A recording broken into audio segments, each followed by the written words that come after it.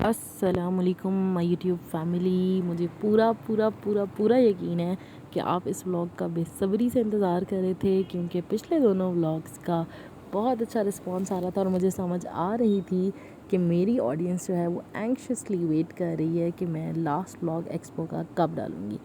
तो ये है आपके लिए एक्सपो का लास्ट व्लॉग। इसके अंदर वैसे तो बहुत ज़्यादा चीज़ें नहीं है मेरे पास, लेकिन एक्सपो विन किया था सऊदी अरब ने, तो मैंने सऊदी अरब पवेलियन को बहुत अच्छे तरीके से अंदर से शूट किया है। ये है जी सऊदी अरब पवेलियन की एंट्रेंस।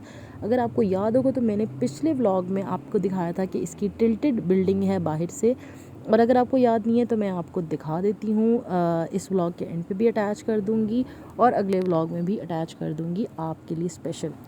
जी, तो एंट्रेंस इन्होंने कुछ ज़िगज़ैग सी बनाई हुई थी ताकि 1 बाय 1 करके या 2 पर्सन्स ईच करके हम एक रो में से गुज़रते हुए पेविलियन के अंदर एंटर हों, और एग्ज़िट भी कुछ इसी तरह था। और ये जो सामने आप मेरे देख रहे थे फाउंटेन से जहाँ से पानी गिर रहा है, वो बेसिकली एक गेम टाइप सीन था कि आप लोग जितने भी लोग मैक्सिमम फ़िट आ सकते हैं इस रिंग के अंदर उतने लोग फ़िट आ जाएँ, और फिट आने के बाद बेसिकली एकदम ऊपर से पानी गिरना शुरू होगा और वो एक लाइन की शेप में पानी गिरेगा, और जो बीच बीच में से पैचेस छुटे हुए हैं उन पैचेस में से जल्दी से बाहर निकल आता है और गीला हुए बगैर निकल आता है, सो ही विंस।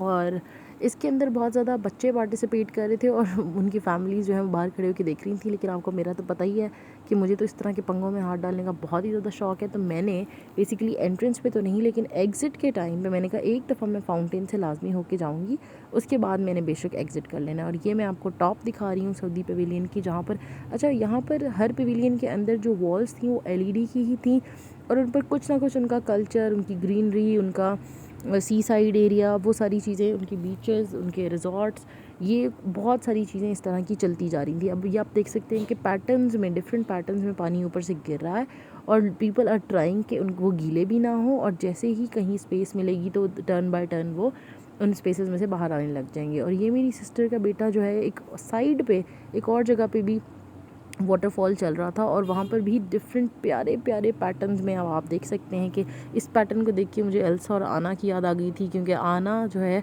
वो बेसिकली ये सॉरी एल्सा जो है वो उसके बालों में बेसिकली ये वाला स्नो स्प्रिंकल जो है या आप जो भी इसको बोलते हैं वो अटक जाता था। और मतलब मुझे तो ये हिफ्स ही हो चुका है। जितने भी मैंने बर्थडे केक्स इस तरह एल्सा आना थीम के देखे हैं उनके अंदर सबसे ज़्यादा डेकोरेशन के लिए यही वाला आर्ट पीस जो है वो यूज़ किया जाता है। स्नोफ्लेक बेसिकली मुझे याद आ गया स्नोफ्लेक इट्स कॉल्ड। अच्छा जी, सऊदी पवेलियन के जैसे ही हम बाहर निकले तो हमने देखा फ़लस्तीन पवेलियन। अच्छा हाँ, मैं आपको कह रही थी ना मैं आपको सऊदी पवेलियन बाहर से दिखाऊंगी, तो ये अब आप देख सकते हैं ये बाहर से इस तरह से था। और बेसिकली बाहर आए सामने फ़लस्तीन पवेलियन नज़र आया, तो हमने कहा नहीं यार फ़लस्तीन पवेलियन बाद में देखेंगे, अभी मेरी बहुत सारी चीज़ें सऊदी पवेलियन के अंदर मिस हो गई थी, तो हम दूसरे गेट से वापस सऊदी पवेलियन के अंदर एंटर हो गए। बेसिकली एक स्टेयर्स वाला एरिया था और एक लिफ्ट वाला एरिया था। हम लिफ्ट वाले एरिया से अब दोबारा वापस एंटर हो गए।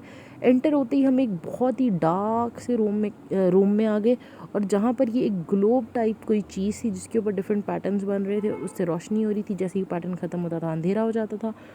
मैं इस टाइम चल चल के इतनी थक चुकी थी, रात के तकरीबन 10 बज रहे थे, इतनी थक चुकी थी कि मेरे से मज़ीद चला नहीं जा रहा था, और मैं एक कोने में छुप के जाके बैठ के आइसक्रीम ख़त्म कर रही थी। और वहाँ पर मेरे भाई ने मुझे पकड़ा, वो क्लिप भी मैं अभी विद इन सम सेकेंड्स आपके साथ अटैच कर दूँगी, आप देख लेंगे। और मैं बैठ के बेसिकली इस ग्लोब के ऊपर डिफरेंट शेप्स देख रही थी कि ये I think they are trying कि इस तरह का मक्का या मदीना का कुछ इंफ्रास्ट्रक्चर ऊपर से एरियल व्यू में नज़र आता होगा। और आप फ्लोर की तरफ अगर देखें तो यहाँ पर लग रहा है कि टूटे हुए कांच के टुकड़े पड़े हुए हैं, जबकि ये ऐसा कुछ नहीं है। ये ऊपर प्रोजेक्टर से लाइट्स पड़ रही हैं नीचे, और इनको देख के हम इतना ज़्यादा डिज़ी फील कर रहे थे क्योंकि इतना अंधेरा था, इतने में एग्जॉस्टेड थे। और ये रही जी मैं पकड़ी गई आइसक्रीम खाते हुए तो इतना ज़्यादा हम डिज़ी फील कर रहे थे। ऊपर से ये वाले जो ब्रोकन मिरर के पैटर्न्स थे ना, ये और भी ज़्यादा मुझे चक्कर दिला रहे थे। खैर जैसे तैसे जितना भी हुआ हमने यहाँ पर देखा, एंजॉय किया। और हर जगह हर पवेलियन की अपनी अपनी कुछ क्वालिटीज़ थी। जैसे यहाँ पर सऊदी पवेलियन के विन करने की सबसे ज़्यादा क्वालिटी ये थी कि इन्होंने ग्रीन मतलब ग्रीनरी बहुत ज़्यादा रखी हुई थी अंदर। इन्होंने स्काई का इम्पैक्ट, स्काई के विजुअल्स बहुत ज़्यादा दिए हुए थे, वाटर के विजुअल्स, सैंड के, और इस तरह की चीज़ें। लाइक बहुत कम इन्होंने कोशिश की हुई थी कि ये अपनी आर्टिफिशियलिटी को दिखाएं कि how artificially excellent we are, बल्कि इन्होंने नेचर को प्रेजेंट किया। अब आप ये देखें कि रात के टाइम आसमान जिस तरह तारों से भरा हुआ नज़र आता है, लोगों के तो सर पे होता है, हमारे कदमों के नीचे आ गया जी आसमान। तो इन तमाम चीज़ों की वजह से being so naturalistic Saudi pavilion won. अब जी हम गुजर रहे हैं एक टनल में से जिसके ऊपर से ये ग्लोब टाइप कुछ ग्लासेस लटके हुए थे, जिनका पता नहीं मुंह किस तरह से हीट शीट लगा के उन्होंने बंद करके उनको एक ओवल सी, लाइक जैसे वाटर का ड्रॉप होता है उस तरह की सी शेप दी हुई थी। और ये जो आप रेसिंग कार ट्रैक देख रहे हैं, ये उस टनल में से गुजरते हुए राइट साइड के ऊपर पूरी वॉल के ऊपर ये इस तरह का एक रेसिंग ट्रैक चल रहा था, जो कि ऑब्वियसली किसी सऊदी बीच के पास ही है, जैसा कि आप देख सकते हैं कि साथ कितना ज़बरदस्त किस्म का कोई 7 स्टार किस्म का रिजॉर्ट बना हुआ है। इस टनल में से गुजरते गुजरते मुझे बहुत ही ज़्यादा फीलिंग आ रही थी कि कुछ बहुत अच्छा होने वाला है, क्योंकि इतना जब अंधेरा कहीं पर भी था ना, इसका मतलब है बहुत अच्छा कोई बहुत ज़बरदस्त सा काम होने वाला है। और हुआ भी वही। ये टनल ऊपर जाके एक गार में कन्वर्ट हो गई, जो दोनों तरफ से पत्थरों का और मिट्टी का बना हुआ है, और उस गार के ऊपर कैमल के स्कल्पचर्स बने हुए हैं। उस गार के ऊपर ये आप देख सकते हैं अरेबिक डांस चल रहा है, और लिटरली मुझे लगा मैं वाकई यूएई से डायरेक्ट सऊदी अरब पहुंच गई हूँ। ये आप देख सकते हैं कि एक बंदा सहरा में अपने ऊँट बांध के लकड़ियाँ जला के बैठा हुआ है। मतलब इन्होंने अपना बहुत प्रिमिटिव सा कल्चर भी दिखाया हुआ था। ये इनकी बिल्डिंग्स किस तरह की बनाई जाती हैं, ख़ास तौर से इनके जो रॉयल कासल्स हैं वो किस तरह के बने हुए हैं, वो भी इन्होंने यहाँ पर पोर्ट्रे किया था। और ऊपर इतनी खूबसूरत तरीके से जो रिफ्लेक्शन लोगों का पड़ रहा था, मुझे लिटरली लग रहा था कि लोग मेरे सामने खड़े हुए हैं और ये चीज़ें वाकई मेरे सामने हो रही हैं। और ये छोटे छोटे स्कल्पचर नहीं थे, आप समझ लें ये एक एक बंदे जितने टॉल, और विड्थ में तो ये 2-3 बंदों जितने चौड़े चौड़े ये स्ट्रक्चर्स थे। और क्योंकि वीडियो में मैं शूट कर रही हूँ तो ऑब्वियसली कैमरे का एंगल कुछ इस तरह से होता है कि समटाइम्स छोटी चीज़ बड़ी और बड़ी चीज़ छोटी दिखाता है, तो ये काफ़ी बड़े बड़े स्ट्रक्चर्स थे।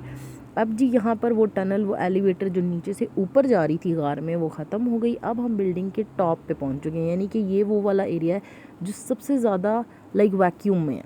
इसके नीचे कोई सपोर्ट नहीं थी। यहाँ से ये बिल्डिंग क्योंकि टिल्टेड थी और ये उसका टॉप वाला एरिया, तब आप समझ ही रहे होंगे कि हम उस पॉइंट पर हैं कि अगर बिल्डिंग टूटी तो हम नीचे धड़ाम। लेकिन अल्हम्दुलिल्लाह ऑब्वियसली ऐसा आज तक हुआ नहीं। अल्लाह ताला आप सबको भी अपने हिफ्ज़-ओ-मान में रखें, किसी भी हादसे से बचाएं। टॉप पर आते ही हमने देखा कि समंदर किस तरह का है सऊदी अरब का। जी अब आप यहाँ इस एक बहुत बड़ी देगनुमा चीज़ में जब हमने झांका तो देखा नीचे भी एक स्क्रीन लगी हुई है, जिसके अंदर कुछ लोग सहरा में बारबेक्यू करने के लिए पहुँचे हुए हैं। चटाइयाँ बिछा दी हैं, ग्रिल क्या नाम है बॉक्स उन्होंने सेट कर दिए, और गाड़ी में से आहिस्ता आहिस्ता आहिस्ता आहिस्ता वो अपना सामान निकाल रहे हैं। और मे भी अगर मैं थोड़ी देर और यहाँ रुकती तो मैं आपको दिखाती कि कारवान का सिस्टम भी ये लोग यहाँ दिखा रहे हैं। And here comes the air balloons. मुझे बहुत शौक़ है, मैं असल में मैं टर्की भी इसलिए जाना चाहती हूँ कि एक दफ़ा मैं इन फर्नेस वाले बलून्स में मैं भी फ्लाई करना चाहती हूँ।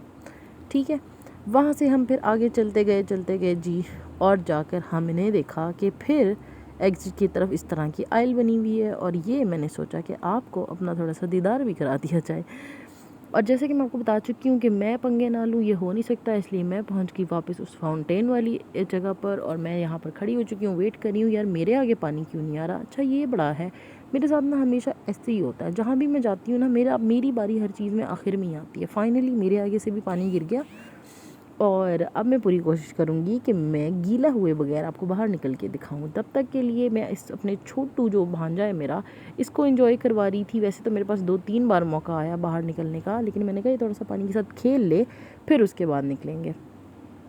अच्छा आप कहीं भी, मैं पहले भी पिछले व्लॉग में भी कह चुकी हूँ और अभी भी मेरी आपको यही सजेशन है कि प्लीज़ कहीं भी जाएं तो छोटे बच्चे बन जाएं। जैसे छोटे बच्चे एंजॉय करते हैं ना, हर चीज़ को हाथ लगाते हैं, हर चीज़ में लाइक कपड़े गंदे करते हैं, पानी से गीले हो जाते हैं, तो प्लीज़ आप लोग भी इसी तरह से गीले शीले हो जाए करें। मुझे देख लें, लास्ट व्लॉग में मैंने आपको दिखाया था कि मैं फाउंटेन में कितनी गीली हो चुकी थी, और ये विदिन 2 to 3 आवर्स मैं फुल वापस ड्राई भी हो चुकी हूँ। तो इतना कोई पंगा नहीं होता। जो लोग बहुत ज़्यादा कॉन्शियस होते हैं ना कि जी हमारे हाथ ख़राब हो जाएंगे, कपड़े ख़राब हो जाएंगे, भाई यार कपड़े तो आनी जानी चीज़ है, ये जो मेमोरीज़ है ना ये दोबारा नहीं आएंगी। और इसके साथ ही ख़त्म हो गया हमारा एक्सप्रो का टूर। मेरे पास जितनी भी पिक्चर्स हैं वो मैं व्लॉग के एंड में अटैच कर दूँगी, तो प्लीज़ देखते रहिएगा। और ये तकरीबन रात का बज रहा है कोई 1:30-2 और मैंने सोचा कि क्यों ना जैसे ही मैं बाहर निकली हूँ तो हम दुबई डाउनटाउन से गुजरेंगे तो मैं आपको दिखाती जाऊँ कि वहाँ पर किस किस्म की रोशनियाँ और किस किस्म के मज़ेदार से सीन्स चल रहे हैं। तो ये आप देख सकते हैं मैरी गो राउंड पे कुछ क्या नाम है आर्ट एंड क्राफ्ट चल रहा है और ये बहुत दूर था हमसे, लेकिन अभी कैमरे का एंगल ऐसा होता है कि आपको लग रहा होगा कि बहुत ही छोटा सा मैरी गो राउंड है, जबकि इट इज़ रियली ह्यूज। और ये जो सारी लाइट्स हैं इनसे भी आपको पता चल रहा होगा कि रात का कोई ऐसा पहर हो चुका है जिस टाइम कोई बाहर नहीं निकला हुआ, इसलिए स्मूथली तरीके से दूर दूर दूर दूर दूर दूर एक एक दो दो लाइट्स चल रही हैं। खैर रास्ते में वापसी पे आधे लोग तो हम गाड़ी में ही सो गए थे और बाकी जो थे आधे आपस में एक दूसरे से डिस्कस करते जा रहे थे कौन सा पेविलियन अच्छा था, कहाँ कहाँ कल्चर हमें अच्छा लगा। और वापसी पर क्योंकि हमें शदीद भूख लगी हुई थी और खाने पीने के लिए जितनी भी शॉप्स वगैरह थी वो बंद हो चुकी थी एक्सपो के अंदर, हम पेविलियंस को विज़िट करना हमारा असल में टारगेट ही यही था कि बेशक हम एक्सपो में खा कुछ ना सकें ज़्यादा, मतलब like main course type snacks तो हमने बहुत खाए, मेन कोर्स टाइप हम कुछ ना खा सकें तो भी इट्स ओके, लेकिन हम वो टाइम सेव करेंगे पेविलियंस वॉच करने के लिए। और यही मैं आपको बेसिकली ट्रैवलिंग के दौरान टिप्स दूंगी कि अपने पास ना कुछ एक्स्ट्रा चीज़ें रख लिया करें। एक तो एक्स्ट्रा टॉवल रख लिया करें, टिश्यूज़ रख लिया करें, वाइप्स रख लिया करें, वाटर बॉटल्स आप यूएई में रह रहे हैं या किसी भी और मिडिल ईस्टर्न कंट्री में रह रहे हैं तो अपने पास वाटर बॉटल लाजमी रखा करें। एक स्लीपर्स का पैक रखा करें। स्लीपर्स का पैक मैं आपको मिडिल ईस्ट वालों को इसलिए रिकमेंड कर रही हूँ कि वो तो बेशक आप गाड़ी में ही ड्रॉप कर दिया करें, एक एक्स्ट्रा स्लीपर लाजमी रखा करें, क्योंकि कभी भी आपका मूड बन जाता है कि बारिश हो जाए तो हम सहरा में बारबेक्यू के लिए निकल जाएं, और कभी भी आपका मूड बन जाता है कि यार बीच पे चलते हैं, तो वहाँ पर आपके ये बूट्स जॉगर्स वगैरह ये चीज़ें काम नहीं आती हैं, बिकॉज दे गेट वेट, और फिर गीली जब रेत इनके अंदर चली जाती है तो वो आपको इचीनेस क्रिएट करती है और बाद में आपको स्किन प्रॉब्लम्स भी हो सकते हैं। तो कोशिश करें कि स्लीपर्स अपने गाड़ी में ही रखा करें। अगर बीच जाने का प्लान बन जाए तो आप वही स्लीपर्स उठाएं और बीच पर निकल जाएं। इस तरह की कुछ और एक दो टिप्स मैं आपको बताऊंगी कि अगर दिन के टाइम निकल रहे हैं तब भी घर से सनब्लॉक लगा के चलें, और अगर बीच में कहीं आपको मेकअप टचअप करना है और ये कुछ करना है तो फेस रिंस वॉश करने के लिए छोटे छोटे बिल्कुल पॉकेट साइज़ आपको क्या नाम है फेस क्लेंजर्स मिलते हैं, वो आप अपने बैग में ही रख लिया करें और अपना फेस रिंस ऑफ करें। उसके बाद वो वापस सनब्लॉक लाजमी अप्लाई कर लें। बिल्कुल भी आपने रिस्क नहीं लेना कि हम इंडोर जाएंगे, हमने तो मॉल में घूमना है, हमने तो बस 2-3 मिनट के लिए ही तो गर्मी में निकलना है। वहाँ की गर्मी इज़ लाइक मतलब you can't imagine unless you are there, आपको नहीं पता चल सकता कि वो क्या गर्मी है। मैं बेसिकली क्योंकि पाकिस्तान के एक गर्म इलाके से बिलोंग करती हूँ, आपको पता ही है मुल्तान में कितनी गर्मी होती है, लेकिन स्टिल मेरे लिए यूएई की गर्मी, आप 2 सेकंड के लिए धूप में निकल जाओ आपको ऐसे लगेगा कि आपकी कमर में कुछ हल्का हल्का हल्का हल्का प्रिकल का आ रहा है, कोई चीज़ सुई जिस तरह लगती है ना, तो वो काफ़ी सारी जगहों पे डिफरेंट जगहों पे आपको सुई लग रही है। तो लाइक मुझे ऐसी फीलिंग आती थी, आई डोंट नो आप सबको किस तरह की फीलिंग आती थी। और एक और टिप मैं आपको देना चाहती हूँ जो मुझे सबसे ज़्यादा वहाँ जाकर दी गई कि क्योंकि मैं कभी इस तरह की ह्यूमिड एरिया में नहीं गई थी, मैं कराची भी रेयरली ही अपनी लाइफ में गई हूँ और वो भी मुझे याद नहीं है। अगर बचपन में मेरे पेरेंट्स लेके गए होंगे तो लेके गए होंगे, मुझे याद नहीं है। तो सबसे पहली चीज़ आपने वहाँ जाकर ये करनी है कि 1-2 दिन के लिए आप अपना पानी लेते जाएं, बेशक if you are going from India और पाकिस्तान, अपना पानी लेते जाएं और वहाँ जाकर आपने उधर का प्याज किसी भी शॉप पे जाएं, आपका जो यूएई का प्याज होगा ना वो आपने लेना है और वो आपने कच्चा खाना है। अब हम जो लोग हैं पाकिस्तानी, हम तो दाल चावल के साथ भी कच्चा प्याज खा लेते हैं, तो जो लोग नहीं खा सकते वो देख लें कि किस फॉर्म में उन्होंने खाना है, लेकिन कच्चा प्याज लाजमी आप थोड़ा सा खा लें, उससे आपका गला नहीं बैठेगा। जबकि अगर आप इस चीज़ में एहतियात नहीं करेंगे तो आपका वहाँ जाते ही ह्यूमिडिटी और एयर प्रेशर की वजह से गला बैठ जाता है। मेरे साथ ये हुआ था पहली दफ़ा जब मैं गई थी, तो इसलिए this was my second time, तो मैंने ये रिस्क बिल्कुल भी नहीं लिया। मैं जाते ही वरना बीमार हो जाती हूँ, मैं पहले भी गई तो मुझे जाते ही फ़ीवर हो जाता है, गला ख़राब हो जाता है और वो ठीक ही नहीं होता। तो मैंने इस बार जाते ही सबसे पहले एक तो मैं वो पानी वाला टोटका अपना करके गई थी, और दूसरी चीज़ ये मैं करके गई थी कि मैंने वहाँ जाकर सबसे पहले ये प्याज खा लिया था। अच्छा, और एक दो और चीज़ें हैं जो ट्रैवलिंग के दौरान आपने नहीं लेके आनी, कुछ गोल्ड का वेटेज है और कुछ आई थिंक खसखस वगैरह इस तरह की कोई स्पाइसेस अगर आप पाकिस्तान या इंडिया से लेकर जाते हैं तो आई थिंक वो भी अब ट्रैवलिंग के दौरान मना हो गया है, तो आपने वो भी अपने साथ नहीं रखना। इनकमिंग जो भी व्लॉग्स होंगे आप मेरे साथ कनेक्टेड रहिएगा। मुझे अगर कुछ और इस तरह की पर्टिकुलर टिप्स ट्रैवलिंग के हवाले से याद आएंगी तो मैं आपको लाजमी बता दूंगी क्योंकि देखिए एक इंसान अगर किसी चीज़ से गुजरा होता है, किसी चीज़ को एक्सपीरियंस किया होता है और वो दूसरे इंसान के साथ शेयर कर लेता है तो ऑब्वियसली दूसरे का फ़ायदा हो जाता है। वो obviously everyone who travels in different cities वो एक्सपीरियंस करके नुकसान उठा के तो हर कोई सीख जाता है। लेकिन अगर एक बंदा जिसने वो चीज़ एक्सपीरियंस कर लिया, उसने उससे सीख लिया है, तो उसको चाहिए कि नए आने वालों के लिए और बाद में आने वालों के लिए वो कोई ना कोई एक सजेशन, एक नसीहत छोड़ता जाए। And this is called socialization. Obviously मेरा टाइम बहुत अच्छा गुजरा। मज़ीद आने वाले व्लॉग्स में आपको इससे भी मज़े की चीज़ें दिखाती रहूँगी। असल में जो एक्सपो का व्लॉग है वो इतना ज़्यादा टोटो में इसलिए भी आया है क्योंकि वो काफ़ी लंबा व्लॉग था। मैंने बहुत सारी चीज़ें शूट कर ली थी, बट अदर देन एक्सपो बहुत सारी चीज़ें पाइपलाइन में हैं। वो मैं आहिस्ता आहिस्ता जैसे जैसे एडिट होती जाएंगी मैं आपके लिए अपलोड करती जाऊंगी। आपने ट्यून अप रहना है मेरे साथ, बिल्कुल भी आपने लीव नहीं करना if you want to continue the journey. और अगर आपके कोई भी क्वेश्चंस हों, कुछ क्वेरीज हों related to UAE, you can put that in comment box, तो मैं आपको वो रिप्लाई भी कर दूँगी। किसी को लेट रिप्लाई करूँ तो please don't mind, I will try my level best कि हर किसी को फर्स्ट प्रायोरिटी पे रिस्पॉन्स दे सकूँ।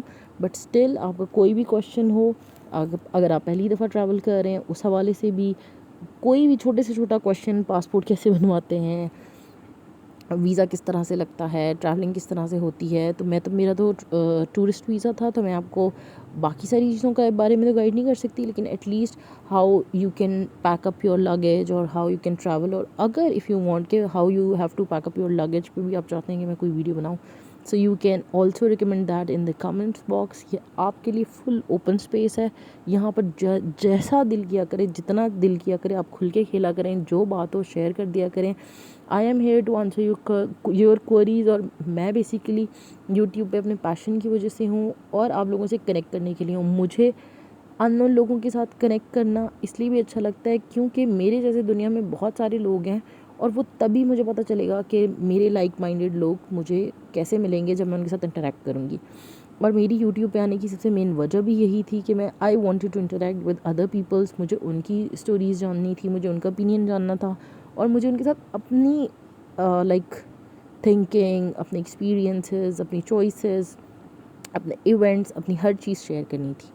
तो बेसिकली अब यहाँ पर आई थिंक ट्रैवल भी मेरा जो है वो काफ़ी लंबा हो गया। असल में हमें बेसिकली ट्रैवल करना था फ्रॉम दुबई टू अजमान, तो इसलिए ये ट्रैवल इतना लंबा होता जा रहा था। और मैंने पहले ही सोच लिया था कि जब मैं ट्रैवलिंग व्लॉग अपलोड करूँगी तो मैं ज़्यादा टाइम वेस्ट नहीं करूँगी आपका, कोई ऐसी बात करूँगी जिससे आपका टाइम वेस्ट ना हो। और ये जो आपने बिल्डिंग देखी थी दैट वाज यूके पेविलियन। और ये जो आप अजीब से एनिमल्स देख रहे हैं ये बेसिकली बीड्स से यानी मोतियों से बने हुए हैं। और बाकी सारी तो मेरी तस्वीरें हैं डिफरेंट पेविलियंस में, वो आप देख ही सकते हैं। और ये मैं हूँ यूएई पेविलियन के आगे, ये चल रहा है जी स्पेन का पेविलियन, ये मैं हूँ सऊदी अरब पेविलियन के अंदर, ये है जी जनाब सिंगापुर पेविलियन जिसके अंदर जाने का मौका नहीं मिला। और ये मैंने खाया था सिग्नेचर बर्गर ऑफ मैकडोनल्ड्स। और मैं पाकिस्तानी को ये बताना चाहती हूँ कि दुनिया का one of the best burger है और ये पाकिस्तान में नहीं मिलता। देखो यार कितनी ज़्यादती है हमारे साथ, हमारा दिल नहीं करता हम पाकिस्तान में अच्छी क्वालिटी की चीज़ खाएँ, हमें वो पतली सी छोटू सी पैटी सी पकड़ा देते हैं।